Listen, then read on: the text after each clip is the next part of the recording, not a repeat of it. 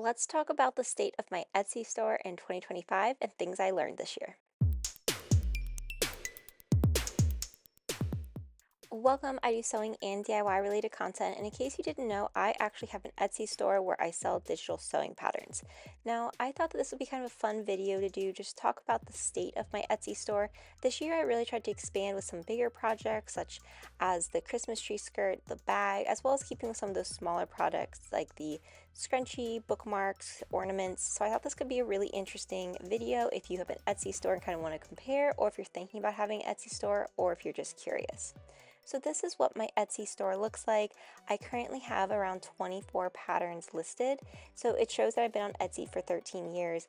A little side note would be that for 10 of those years on and off, I was doing physical products only. So now I'm doing only digital patterns. But you can see these are all the patterns that I have. Now I did go in this year and remove 3 old listings. So I had the spooky spiderweb pillowcase. I just felt that it could have been a lot better, so I do actually go in periodically and remove old patterns. A lot of the time, these are patterns that did not sell at all, or they only had one sale over the 3-year period. So I just put everything up for free on my blog, so it's still there. And then I did the same for this satin braided headband. A lot of these could have just been written up better, or the instructions I feel like weren't the clearest. Some also don't have pattern pieces, and I didn't want to go through the process of making a new pattern piece for it, so I just moved it over to my blog so that I'm not feeling like you're paying for something and you're not getting the best quality product out of it. And then for the Valentine's Day quilt wall hanging, I had done this one at the very beginning of the year. I had switched it from being a pattern that you buy to something you can just get online because I felt that it just wasn't the best instructions. Overall this year though, I made 9 new patterns. So we kind of had like a net new of 6 patterns, and then I did release 2 digital diaries that you could do for pattern making as well. So let's talk about the statistics themselves. I am going to block out the cost for how much money that I made, but this should give you a really great overview of sort of how I did over the entire year. Overall, my visits increased. I had a lot more orders, and I had a pretty good conversion rate for Etsy. For the digital products, normally a higher conversion rate, the like 6.8% is kind of what's on average.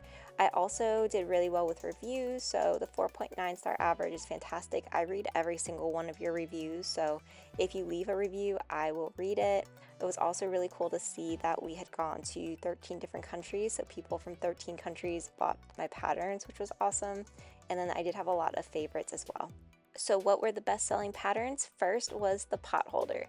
So the pot holder sewing pattern comes with 2 different size pot holders that you can make. It is always kind of at the top of my list. I think last year it was the second highest, but this made up 30% of my total sales was just this pot holder pattern, which is really fun to me.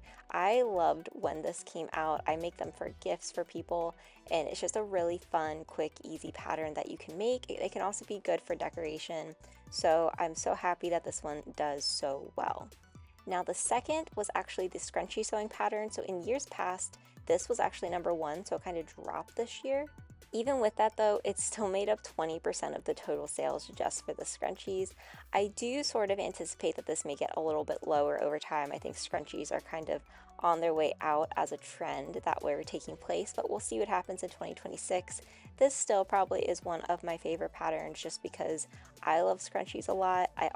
This was one of the physical items that I used to sell in my Etsy store, so I have a lot of fun making them, and I think that they do turn out really, really nicely. So I am happy that it is still up on there. I think it's also a great beginner-friendly project that you can then use again and again. Now our next item was the corner bookmark pattern. This was actually brand new for 2025 and it did so well. So it's around 17% of my total sales for the year. I think people like it just because of how fast and quick it is, and it produces a really nice item that you can either use for yourself or give to friends. It's also very beginner friendly. It does not require that much fabric at all. Like if you just have a few scraps laying around, you could definitely whip this up. So we will see how it does next year. Now, number four, this is more of an honorable mention, but I did want to bring up my mini stocking. It has done so well at the holidays. I actually released this at the end of July as a fun Christmas in July item, and so far it's done around 8% of the total sales. So, not nearly as much as any of those others, but I do feel like it's really fun. Sort of mentioned that like it has just taken off, especially in November and December. People were buying it in August and September too, which were kind of fun to watch. So I'm curious for this upcoming year if people will continue to buy it sort of at off times or if it's going to go back to just being a holiday item. I was a little nervous releasing this one just because I feel like it's a little bit harder than a true beginner friendly pattern because of the curves and the directionality that takes place, but I've seen pretty good reviews so far and people said the video really helps, so we'll see how it grows. So where does this leave my Etsy store for 2026 and looking ahead? I do want to continue adding more patterns. I think for anybody who's looking to get on Etsy or who has their own Etsy store with digital products, I do think AI is making it a little harder just to the idea that there's so many products now on there. So you have to figure out ways to stand out a little bit. I do want to try doing more sort of larger sized items if I can. So I know at the very end of 2024, I released this Christmas tree skirt, and then I did some bags this year. I want to continue that trend on. I also want to look at maybe having more themes for my items, and I'm going to show just a couple images of some that may be a little bit more of a sneak peek, but trying to go along with how can we kind of have like collections or themes of the different items that I make, and then all of the patterns be related to that theme. I think that that could be really fun to try to do for a year and see how successful that is. And then finally, I probably will try to do one new quilt pattern this year. The quilt pattern takes a long time, so I feel like if I can do one more, I think I want to do a Christmas quilt this year, so maybe that will be coming up at the end of 2026. I hope this gave you some insight into my Etsy store though, or into anybody who has an Etsy store. You can see some of those statistics that they provide you. You can see what we're able to see on the back end. And then this is just sort of where I see my Etsy store going in the future. I've had such a fun year with Etsy and I can't wait to see how it grows. If you enjoyed this, be sure to like, comment, and subscribe.